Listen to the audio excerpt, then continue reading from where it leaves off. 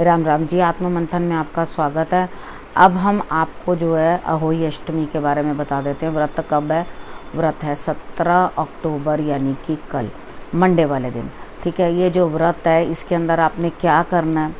देखो, सबसे पहले तो आपने जो है एक कैलेंडर मिलता है वो ले लेना है। हम जिन लोगों को मालूम है कि भाई वो व्रत 4 दिन के बाद आता है, करवा चौथ के व्रत के, और इसके तुरंत 8 दिन के बाद जो है दिवाली आ जाती है।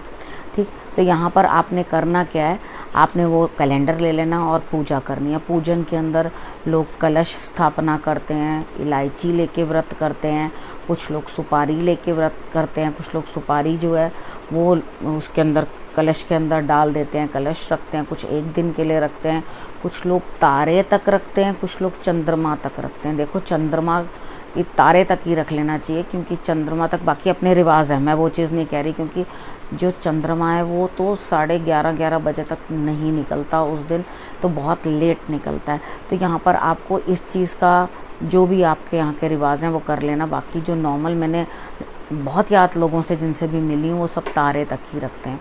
ठीक है, क्योंकि जो भी व्रत आते हैं, जैसे महालक्ष्मी का भी व्रत आता है वो भी तारे तक ही रखा जाता है, ये भी तारे तक। तो मेन ये चीज़ करनी है, आपने गुडाई नहीं करनी। ठीक है, क्योंकि गुडाई करने से या अपनी संतान की आयु जो है कम होती है, क्योंकि जिस तरह से कथा के अंदर बताया गया है कि सेव के बच्चे जो हैं उससे चोट खा जाते हैं और मर जाते हैं और वो श्राप देती हैं, तो आपने उनकी खुशी के लिए इस दिन जो है गुडाई बिल्कुल अपने गमलों में कुछ नहीं करनी। ठीक है, यहाँ पर गले में भी कुछ पहनते हैं वो लोग, हमारे यहाँ तो इतना ज़्यादा होता नहीं है, लेकिन जो जिन लोगों से मैं मिली हूँ या जो जानती हूँ उन लोगों को, वो इस तरह से करके अपने गले के अंदर जो है मन के हर साल के साल जो है चांदी के डलवाते रहते हैं। ठीक है, वो बनवा के चांदी की गोलियाँ वो उसके अंदर डलवाते हैं हर साल, जितने बच्चे होते हैं उतने। तो यहाँ पर क्या है कि अपनी अपनी हर जगह के जो है अलग अलग रिवाज होते हैं, अलग अलग तरह की मान्यताएं होती हैं। तो ये संतान के लिए होता है। गन्ना भी रखा जाता है उसके साथ पूजा के अंदर। तो आपने जो है वो अगले साल तक जो है वो माता की मूर्ति जो है, जो पिक्चर आती है उनकी, कैलेंडर आता है, उसको आपने नेक्स्ट ईयर तक जो है अपने घर पे लगा कर ही रखना होता है। ठीक है, तो ये जिस तरह से भी उनके रिचुअल्स होते हैं। बाकी कथा मैं कोशिश करूँगी कल आप लोगों को अगर सुना सकी तो इसके बारे में, लेकिन मैंने थोड़ा बहुत जितना मैं आपको बता सकी हूँ, इन्फॉर्म कर सकी हूँ, वो मैंने आपको इन्फॉर्म कर दिया। ठीक है, तो जो जो आपके यहाँ के रिचुअल्स हैं, जैसे आपकी सासू माँ कहती है वैसे ही आपने करना है। यानी कि जो रिवाज होते हैं वो ससुराल के होते हैं। अगर आपके ससुराल में वो रिवाज नहीं है तो वो रिवाज आपका नहीं है। मायका का रिवाज आगे नहीं चलता।